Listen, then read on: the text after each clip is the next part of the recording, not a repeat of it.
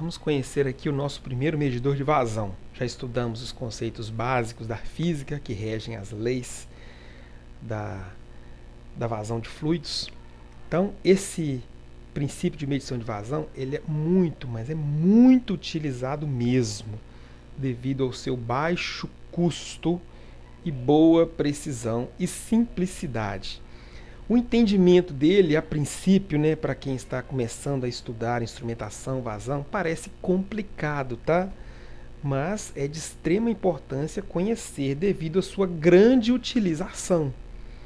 Ok, galera? Então, é o nosso querido medidor de vazão por pressão diferencial. Vamos entender aqui como funciona. Então, esse é um princípio de medição de vazão de líquidos e gases, muito utilizado, mas é muito mesmo, tá, gente? Devido à sua simplicidade e baixo custo. Então, ele parte do princípio de que, se você aumentar a velocidade do fluido através de uma redução, ou seja, você faz ali um aperto ali na passagem do fluido, onde ele passa, então isso provoca uma queda de pressão.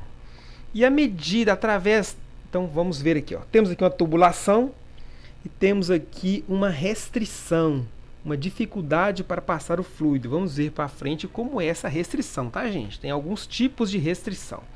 Então, o fluido vem aqui bonitinho, totalmente laminar, igual vocês já sabem. Ele chega aqui e encontra essa dificuldade, essa restrição. O que ele tem que fazer? Ele tem que se acomodar para passar nessa restrição e depois ele se acomoda, se distribui novamente pela tubulação até se tornar laminar novamente. Nesse ponto aqui, ele chega a ficar turbulento, Porque isso aqui é uma obstrução à passagem do fluido, uma obstrução necessária, para medir a vazão. Então, nesse ponto onde nós temos aqui a restrição, a velocidade do fluido ela é aumentada. Então, vem aqui um fluido numa certa velocidade, livre na tubulação, tranquilo. Chega aqui, ele tem que apertar para passar. Então, o que ele tem que fazer? Passar rápido. Então, ele passa muito rápido e essa passagem rápida, esse aumento de velocidade vai causar uma diferença de pressão antes e depois da restrição. Então, esse gráfico aqui, gente, é pressão, tá? É pressão. Imagine só esse fluido. Aqui a pressão dele é 1.600 milímetros de coluna d'água. Aqui, ela começa a aumentar. Então, quando eu chego aqui bem próximo da restrição, a pressão já está maior do que a pressão normal. Então, temos aqui uma pressão de, vamos colocar 1.700 milímetros de coluna d'água nesse ponto aqui. E logo após a passagem do fluido, quanto mais próximo da saída da minha restrição, menor será a minha pressão. E depois a pressão vai se acomodando, acomodando até atingir um valor final. Mas sempre eu vou ter uma perda de carga, tá, gente? Nunca o fluido tem uma certa pressão aqui, vai ter a mesma pressão aqui, não. Essa restrição vai causar uma pequena perda de pressão. Então, reparem que eu tenho uma diferença de pressão antes e depois da restrição. Então, nós chamamos antes da restrição uma pressão mais alta e depois da restrição uma pressão mais baixa. Então, através da variação de pressão antes alta e depois baixa, calcula-se a vazão desse fluido, ok? Então, esse princípio de medição mede diferença de pressão, ou pressão diferencial, também conhecido como ΔP. Então, essa variável vai ser convertida em vazão através de alguns cálculos matemáticos. Vamos lá, olha que legal.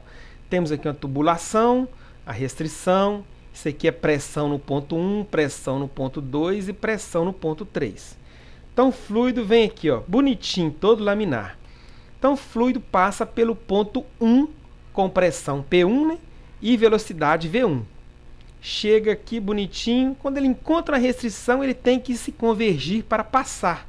O que vai acontecer aqui nesse ponto, há um ligeiro aumento da pressão quando o fluido encontra redução. Então eu tenho aqui um aumento da pressão onde ele encontra a minha restrição, a minha redução. Quanto mais próximo, maior vai ser essa pressão. Aí o fluido passa por essa restrição. E logo depois da restrição, eu tenho esse vácuo que se forma aqui através dessa força, essa força que esse fluido forma aqui, ó. Então, a área menor da redução provoca um aumento da velocidade. Então, aqui onde eu tenho a maior velocidade do fluido e uma queda de pressão em P2. Então, aqui eu tenho uma queda de pressão. A pressão mais baixa nessa tubulação vai ser nesse ponto aqui, ó. E aqui em P3, o fluido volta a preencher a tubulação. Okay? Então, nós temos aqui, ó, um aumento de pressão antes e uma redução da pressão depois. Beleza? Bem entendido, né? Aqui vai ficar muito mais legal. Até aqui nós medimos pressão, tá? Estamos falando só de pressão. Agora vamos falar da diferença de pressão. Temos aqui uma tubulação, toda bonitinha. Temos aqui uma válvula, né? Vocês não estudaram válvula ainda, mas válvula é como se fosse um registro, tá? O registro abre e fecha. Então ela está fechada nesse momento. Eu não tenho vazão na tubulação, porque aqui está fechado. E eu tenho aqui um PI, um medidor de pressão aqui e um medidor de pressão aqui. E aqui está a minha restrição, né? Então, se eu não tenho vazão, eu não tenho pressão. Então, esse medidor de pressão está com 0. E esse aqui, 0. 0 menos 0, 0 milímetros de coluna d'água de diferença de pressão, tá? Aqui já é a diferença. Então, eu pego essa válvula e coloco aqui umas 50% de abertura. 50%. Abro ela um pouco. O fluido vai passar por aqui. Vim todo bonitinho, né? Vai ser um fluido menor, né? Porque a válvula está parcialmente fechada. Ele vai passar pela restrição e ir embora. Então, nesse momento, eu tenho aqui na pressão de entrada, ou seja, antes da restrição, de 40 milímetros de coluna d'água. E depois da restrição, eu tenho uma pressão de 10. Qual será a diferença, então?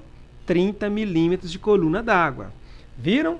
O que me interessa aqui, gente, é a diferença de pressão. Não é a pressão aqui e aqui, não. O que me interessa é a diferença.